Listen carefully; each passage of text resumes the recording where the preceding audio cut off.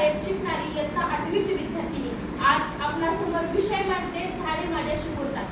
हा विषय अत्यंत संवेदनशील मनाला स्पर्श करणारा आहे।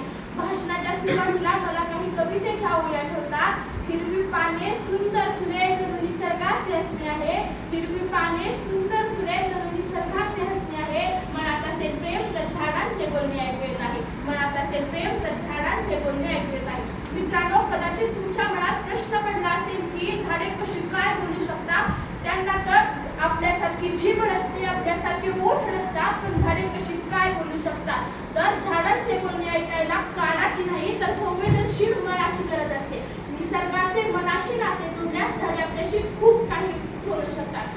जेव्हा मी सकाळी उठून बागेत किंवा रानात जाते तेव्हा मला असं वाटतं की वाऱ्याच्या झुळकेसोबत हलणारी झाडाची पानं मला हात उंचावून गुड मॉर्निंग म्हणत आहे।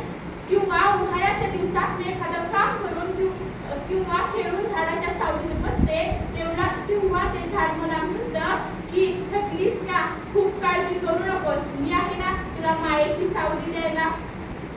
झाडे आपल्याला सुखच देत नाही, ती तर आपल्याला जीवनाचा खूप मोठा धडा सुद्धा शिकवतात। झाडे मला म्हणतात आम्ही तुम्हाला स्वतः उन्हात जळून झाडाची गार सावली देतो। अहो हे तर आहेच, पण संत तुकारामांनी सुद्धा वृक्षवल्ली महासोय रे वनचरे या ओळीतून झाडांचे महत्त्व खूप सोप्या पद्धतीने सांगितले आहे। ही ओळ मानवाच्या व निसर्गाच्या नात्यात प्रकाश टाकते। त्या ओळीतून निसर्गातील प्राणी, वृक्ष, वेली यांच्याशी आपले सोयरे म्हणून संवाद साधण्याचा संत तुकाराम महाराजांनी संदेश दिलेला आहे।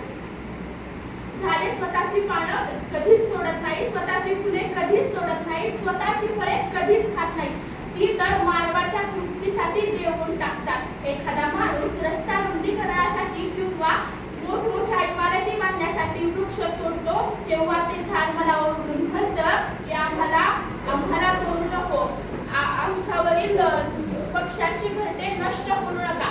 झाड आपल्याला हे सांगणार नाही तर हे प्रेमाने इशाराही करेल की ते म्हणेल की आम्ही नसू तर पाऊस कसा पडणार, नद्या कशा वाहणार, ही वसुंधरा इतकी सुंदर कशी राहणार। आत्ताचंच उदाहरण घ्या, उन्हाळा संपून गेलेला आहे, पावसाला सुरू झालेला आहे, तरी पण पाऊस पडतोय का, हे कशामुळे घडत आहे, हे तर फक्त वृक्ष तोडीमुळेच।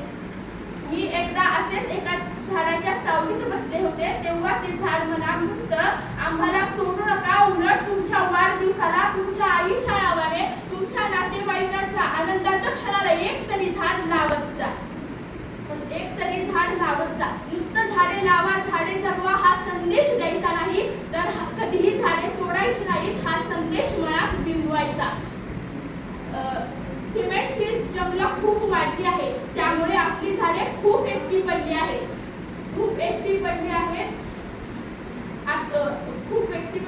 विज्ञानाच्या भाषेत सांगायचे झाले तर मानवाने कारखाने, गाड्या, सिमेंटची जंगलं यांच्याकडे अवकाशात कार्बन, मिथेन सारखे वायू खूप मोठ्या प्रमाणात सोडले आहेत, खूप मोठ्या प्रमाणात सोडले आहेत। जाता जाता मी एवढेच म्हणेल, झाडे लावूया, झाडे जगूया सारे, झाडे लावूया, झाडे जगूया सारे, वृक्ष संवर्धन करून वसुंधरेला वाचवूया रे, वसुंधरेला वाचवूया रे।